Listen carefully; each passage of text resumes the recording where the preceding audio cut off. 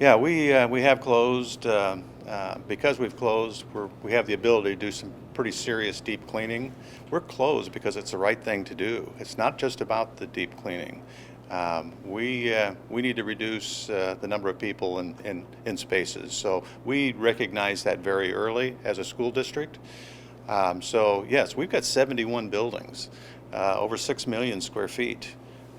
So it's it's a very large district. The deep cleaning that we're doing right now is very important. We want our students and our staff to understand that when they come back, whenever that is, that they're going to know that this is going to continue to be a great place for them to be. We have about something over 200 custodians that are working. Again, I'm really taken back by how hard they're working and the importance. They understand the importance of what they're doing.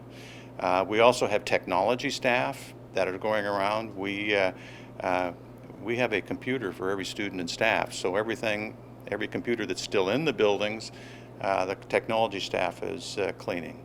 You know, the telephones, the calculators, the time clocks. But we're talking about not only what we're doing, what we're going to do, how do we adjust to tomorrow, which we don't know what tomorrow will be.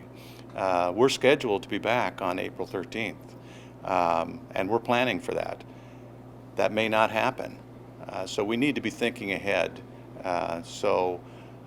We are communicating at a very high level to our families and to our staff to keep them in the loop as to what's happening. So we feel terrible about what's going on in our world right now, but we feel pretty good about our proactive response to this national emergency.